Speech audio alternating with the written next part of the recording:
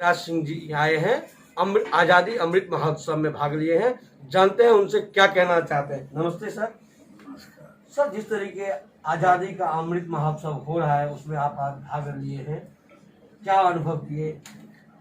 देखिए, देश के प्रधानमंत्री ने ये 75वां वर्ष को अमृत महोत्सव के रूप में मनाने का संकल्प ही नहीं, उसको 12 तारीख को साबरमती से हरी झंडी दिखा करके उस यात्रा का, जिसका नेतृत्व देश के केंद्रीय मंत्री प्रहलाद पटेल जी कर रहे हैं, मैं भी आज उसमें भाग लिया। ये युवा पीढ़ी को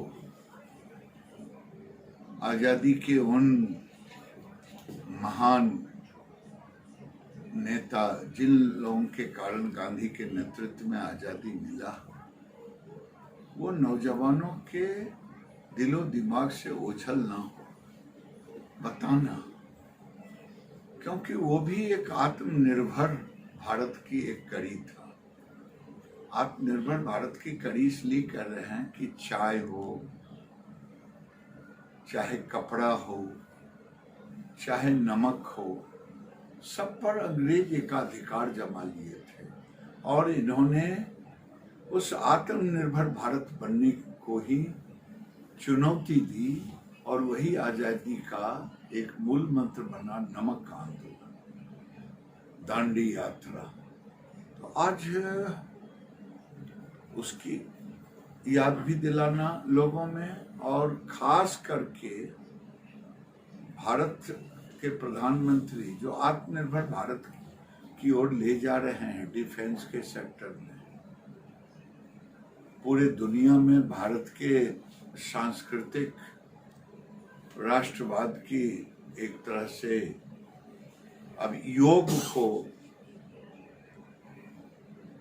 अंतर्राष्ट्रीय स्तर पर ले जाना, यूनाइटेड नेशन उसको योग दिवस के रूप में घोषित करना, ये हमारे आत्मनिर्भर भारत का एक बहुत बड़ा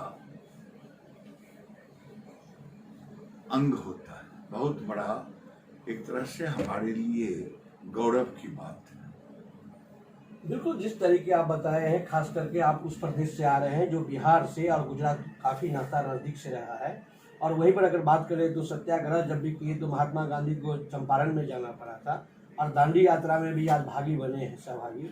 लेकिन कुछ मुद्दे ऐसे हैं जो कि गुजरात के और बिहार का मुद्दा लेकर के काफ़ी चर्चित होता है। तो आने वाले दिन में आपने मत्स्य मंत्री चलाए, काफ़ी कृषि मंत्री या कोई पशुपालन मंत्री आप चलाए हैं, तो आने वाले दिन में क्या बिहार का किस रूप में विकास देखना चाहते हैं? बिहार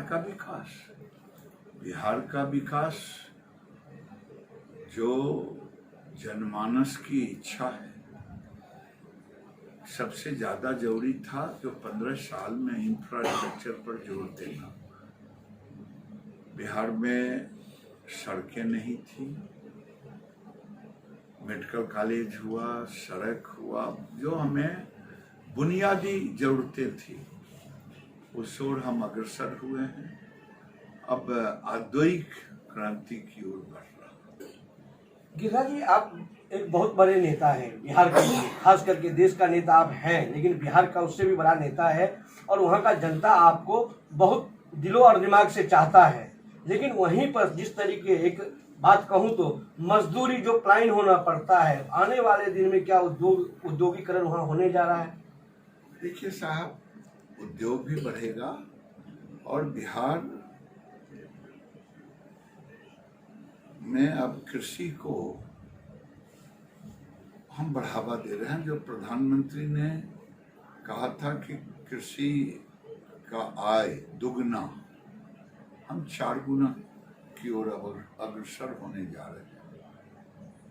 और मेरे मन में तो आ रहा है कि जैसे भारत के कई राज्यों ने 1 डिस्ट्रिक्ट 1 प्रोडक्ट की बात की है, मेरे मन में आ रहा है 1 ब्लॉक 1 पंचायत 1 प्रोडक्ट।